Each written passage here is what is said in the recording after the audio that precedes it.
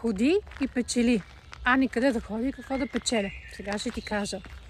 На 10 започвам едно 10-дневно вдъхновение, по време на което ще се предизвикам да ходя пеша малко повече от обикновено и те каня да се присъединиш и ти. Защо точно ходене, а не някакъв друг по-сериозен спорт?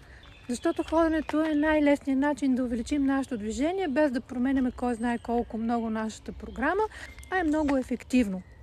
Например, можеш да слезеш по стълбите или да се качиш по стълбите вместо да използваш асансьора. Можеш да отидеш пеша до магазина вместо с колата. Или може след работа да си направиш кратка разходка вместо директно да скачаш в градския транспорт. Изобщо вариантите са много и всеки може да намери това, което е удобно за него. А защо казвам ходи и печели? Какво печелиш?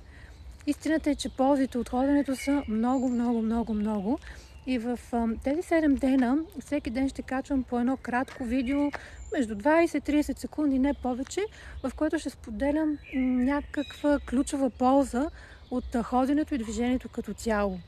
Така че заповядай, присъедини се, винаги с приятели е много по-лесно, по-забавно и много по-мотивиращо. И виж какво ще ти покажа. Това са моите приятели, кучкари. Вижте колко са готини и забавни. Супер са!